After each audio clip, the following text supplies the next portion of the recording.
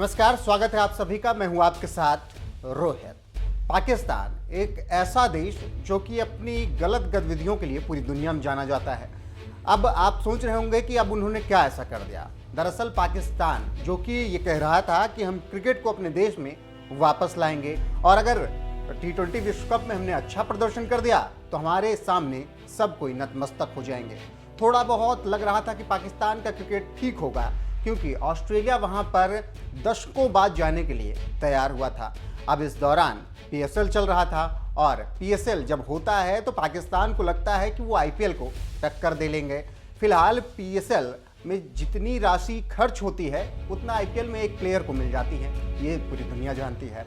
और अब PSL की एक ऐसी खबर सामने आई है जो कि पाकिस्तान की बेईमानी, झूठ सबको उजागर कर रही है। पाकिस्तान अब इससे बचने का प्रयास कर रहा है, ट्वीट करके इसे झूठा करार दे रहा है। लेकिन खिलाड़ी ने आरोप लगाया है, वो भी पाकिस्तान के खिलाड़ी ने नहीं, ऑस्ट्रेलिया के खिलाड़ी ने। उसने आरोप लगाते हुए पाकिस्तान की बखिया उधेड़ दी है और PSL छोड़कर वो अपने देश वापस चला गया है।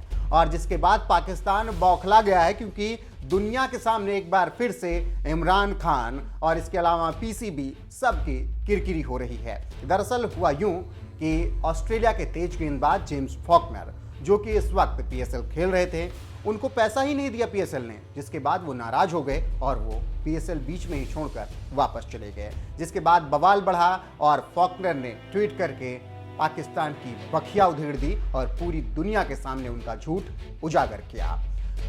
फॉकनर ने PSL छोड़ने की जानकारी अपने आधिकारिक ट्विटर हैंडल पर देते हुए लिखा, मैं पाकिस्तान क्रिकेट प्रशंसकों से माफी मांगता हूं, लेकिन दुर्भाग्य से मुझे पिछले 2 मैचों से हटना पड़ा है और PCB द्वारा मेरे भुगतान का सम्मान नहीं करने के कारण PSL छोड़ना पड़ा। मैं यहां पूरे समय रहा हूं और वह लगातार मुझसे झूठ बोलते रहे। एक और ट्वीट में फॉकनर ने लिखा, छोड़ने से मैं दुखी हो रहा हूं क्योंकि मैं पाकिस्तान में अंतर्राष्ट्रीय क्रिकेट को वापस लाने में मदद करना चाहता था।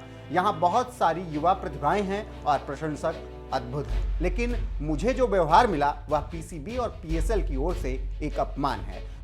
मुझे यकीन है कि आप सभी मेरी स्थिति को समझते हैं।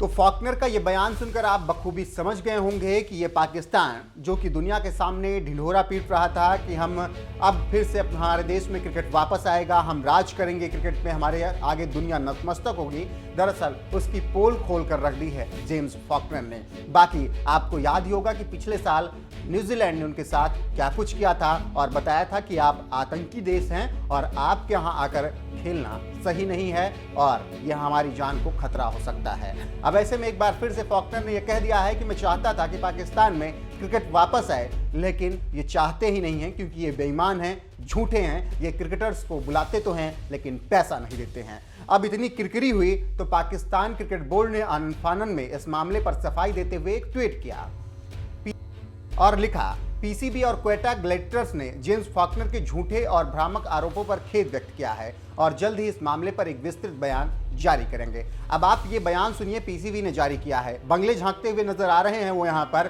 कुछ साफ तौर पर कह नहीं पा रहे हैं क्योंकि उनका झूठ जो है अब बेनकाब हो गया है दुनिया के सामने। और आप ये समझ लीजिए कि पाकिस्तान में क्रिकेट एक बार फिर से उसी हालत में जाने वाला है जैसे अभी तक हुआ करता था। उम्मीद थी कि विश्व कप के बाद थोड़ा बहुत सुधर सकता है पाकिस्तान का खेल, लेकिन ऐसा पाकिस्तानी खुद ही नहीं होने देना चाहते हैं क्योंकि उन्हें आतंक ज़्यादा पसंद है और बेईमानी और झूठ तो उनके खून में शामिल है। फिलहाल आपको बता दें कि जेम्स फॉकनर PSL 2022 में क्वेटा ग्लैडिएटर्स का हिस्सा थे। उनकी टीम ने अभी तक 9 मैच खेले थे जिसमें 3 मैच जीतकर पॉइंट्स टेबल में वो 5वें स्थान पर थे।